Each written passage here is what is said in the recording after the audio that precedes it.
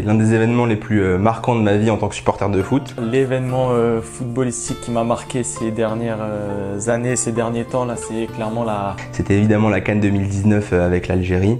Clairement l'événement le plus marquant de ma vie. La Coupe d'Afrique des Nations avec l'Algérie et particulièrement cette demi-finale contre le Nigeria.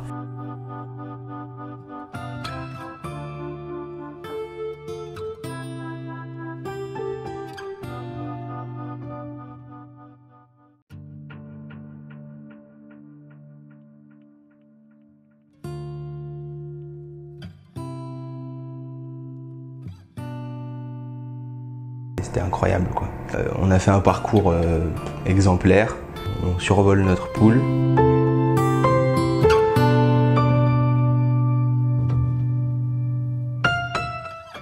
Pourquoi je parle de ça? Parce que c'est un peu cet événement marquant qui est c'est encore tout frais, c'est tout récent.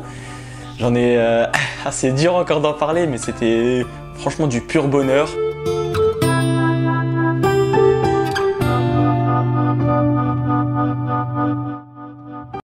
En huitième de finale, on joue la Guinée. Je suis parti en Égypte pour voir le match, c'était incroyable. Je sais même pas par où commencer, à vrai dire. Pourquoi? Parce qu'en fait, c'est tout un contexte. Quart de finale, on joue la Côte d'Ivoire, ça finit au penalty. J'ai failli faire une crise cardiaque au moins 3 fois. Pour vous annoncer la couleur, déjà, à partir du moment où on s'est qualifié en finale, j'ai compris qu'on gagnerait la CAN. On arrive en demi-finale. Le Nigeria, un des favoris de la compétition, une équipe très solide. Cette demi-finale reste le match le plus important, le plus marquant, le plus émouvant pour moi ces dernières années, parce que voilà, c'est ce qui nous ramène le titre, enfin un titre pour ma nation, pour l'Algérie. L'ambiance elle est plutôt bon enfant, mais moi personnellement je suis tendu. On est un peu stressé par le match et par l'issue du match, c'est quand même une demi-finale de CAN. Ça faisait bien longtemps qu'on n'en avait pas joué une. Que dire, il s'est tout passé dans ce match, ça commence super bien. On débute le match avec des bonnes intentions, si bien qu'on ouvre le score. Première mi-temps, débordement de Riyad Mahrez, un crochet, il centre, c'est dévié, et voilà, but.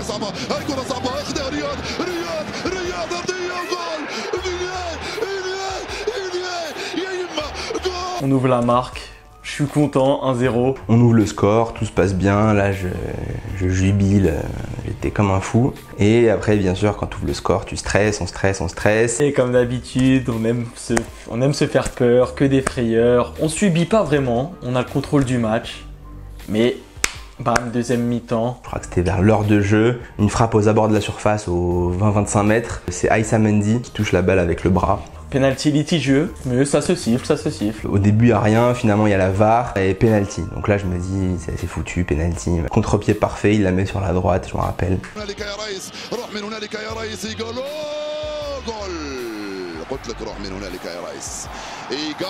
Après l'égalisation, j'ai beaucoup souffert émotionnellement, je m'attendais au pire. Le match passe, plus le match passe, plus j'ai peur. On prend ce but, là, je me dis...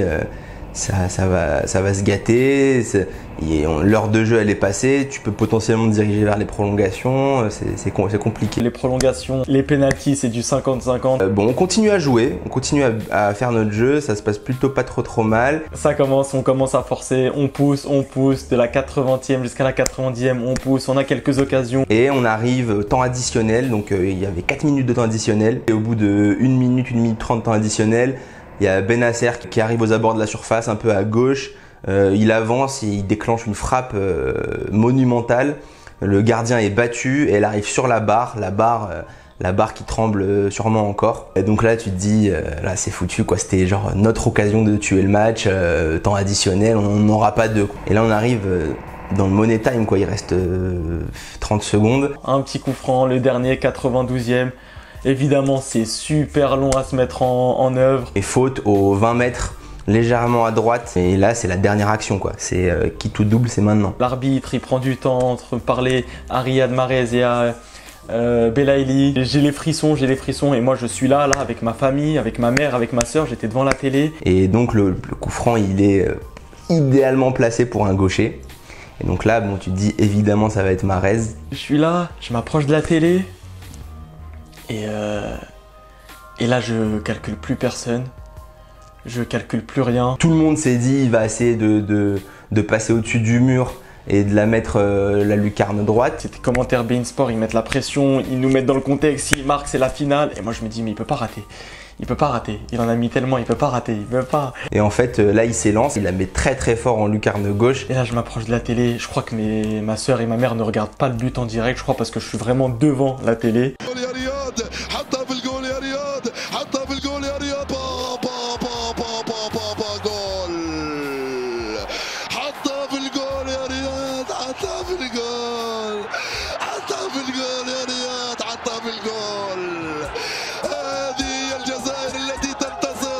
Et là, le sifflet, il tire. Oh putain. Waouh, c'est incroyable. Oh, c'est incroyable. Qualification. Là, c'était incroyable. C'est-à-dire que là, moi, j'étais comme un fou. Je me suis levé tellement vite. Je crois que j'ai fait une hypotension. C'était l'hystérie collective. C'était incroyable. Il a tiré, les fils ont tremblé. Et moi j'ai crié, et moi j'ai pleuré, et moi j'ai sorti mon téléphone, et moi j'ai mis un coup de pied à ma soeur parce que sans le faire exprès, sous l'émotion.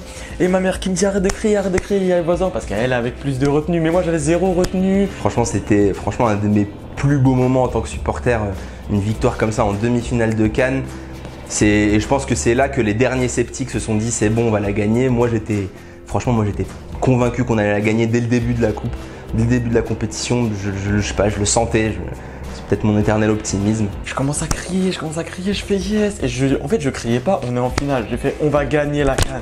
On va la gagner, c'est pour nous, c'est fait, on va la gagner. Avec tout ce qu'on avait traversé dans ce match, en fait, c'était soit on sortait dans ce match-là, soit on allait au bout. Mais en tout cas, voilà, qualifié en finale sur ce coup franc juste magistral, quoi. C'était incroyable, un de mes plus beaux moments en tant que supporter. Non, c'était une émotion folle. Et moi, je cours dans toute la maison. Je fais un grand câlin à ma soeur, je fais un grand câlin à ma mère, je vois mon père. Parce que en fait, mon père ne peut pas voir le match en direct parce que son cœur, il est trop fragile.